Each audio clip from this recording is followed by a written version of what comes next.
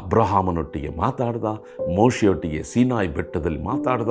ಹೇಗೆ ಎನ್ಕೌಂಟರ್, ಮುಖಾಮುಖಿಯಾಗಿ ದೇವರು ಮಾತಾಡ್ತಾನೆ. ಕೆಲವೊಂದು ಸಾರಿ ನೋಡ್ರಿ, ದೇವರು ಮಾತಾಡುವಂಥ ಕಾರ್ಯಗಳು ದೇವರನ್ನು ನೋಡೋಕ್ಕಾಗೋದಿಲ್ಲ, ಆದರೆ ಆತನ ಮಹಿಮೆ, ಆತನ ಪ್ರಸನ್ನತೆ ಇಳಿದು ಬಂದು ನಮ್ಮ ಸಂಗಡ ಆತನು ಮಾತಾಡುವಂಥ ದೇವರಾಗಿದ್ದಾನೆ. ಈ ರೀತಿಯಾಗಿ ನಾನಾ ರೀತಿಯಲ್ಲಿ ಒಬ್ಬೊಬ್ಬರಿಗೆ ಒಂದೊಂದು ವಿಧವಾದಂಥ ಅನುಭವಗಳಿಂದ ದೇವರು ತನ್ನ ಪ್ರವಾದನೆಯನ್ನು ಪ್ರಕಟಿಸುವಾಗ ನಮ್ಮಲ್ಲಿ ಸಂಶಯವೂ ಸಂದೇಹವೂ ಇರುವುದಾದರೆ ನಾವದನ್ನು ಧೈರ್ಯವಾಗಿ ಹೊರಗಡೆ ಹೇಳೋದಕ್ಕೆ ಸಾಧ್ಯವಿಲ್ಲ.